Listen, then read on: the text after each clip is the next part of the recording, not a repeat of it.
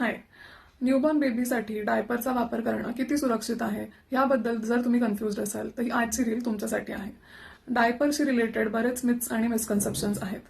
त्यापैकी काही मिथ्स अशा आहेत की डायपरमुळे बाळाला रॅश होते, डायपरमुळे बाळाला सूच्या जागी इन्फेक्शन होऊ शकतं किंवा युरिनरी इन्फेक्शन होऊ शकतं, आणि अशीही मिथ आहे की डायपर यूज केल्यामुळे बाळाची जी सूची जागा आहे ती काळी पडते.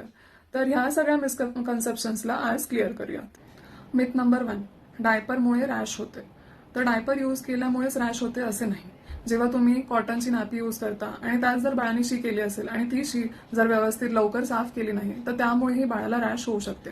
बाळाच्या शीचं जे पीएच असतं ते ऍसिडिक असतं आणि त्यामुळे बाळाची स्किन डॅमेज होऊन डायपर एरियामध्ये रॅश होते. मिथ नंबर 2, बाळाला डायपर यूज केल्यामुळे युरिनरी इन्फेक्शन्स होऊ शकतात.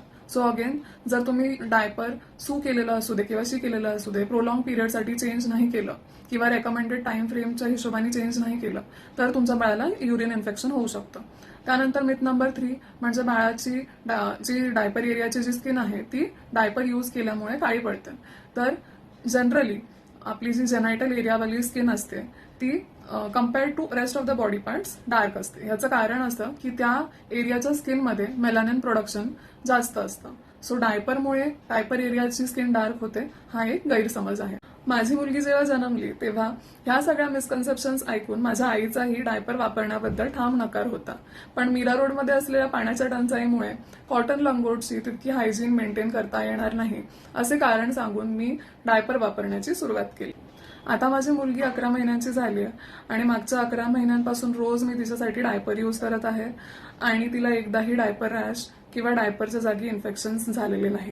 पर्यावरणासाठी घातक असलेले, लवकर डिकम्पोज न होणारे हे डायपर तुमच्या आणि माझ्यासारख्या वर्किंग मॉम्स ज्या न्यूक्लिअर फॅमिलीमध्ये राहत आहेत त्यांच्यासाठी एक ब्लेसिंग इन डिस्गाईज आहेत. ह्या ब्लेसिंगचा जर प्रॉपर वापर कसा करायचा हे तुम्हाला माहीत असेल तर तुमच्या बाळालाही माझ्या बाळासारखंच कधीच डायपरचा त्रास होणार नाही. सो तुमच्या बाळाच्या वयाप्रमाणे correct type of diaper, correct brand of diaper कुठलं यूज करायला पाहिजे, त्यानंतर वाईप्स कुठले यूज करायला पाहिजे, डायपर चेंज किती फ्रिक्वेंटली करायला पाहिजे, डायपर रॅश होऊ नये त्यासाठी काय प्रिकॉशन्स घेतले पाहिजेत आणि डायपर रॅश जर झाली तर काय करायचं हे पुढच्या रीलमध्ये डिस्कस करणार आहे. तोपर्यंत पेरेंट्स टेक केअर. बाय.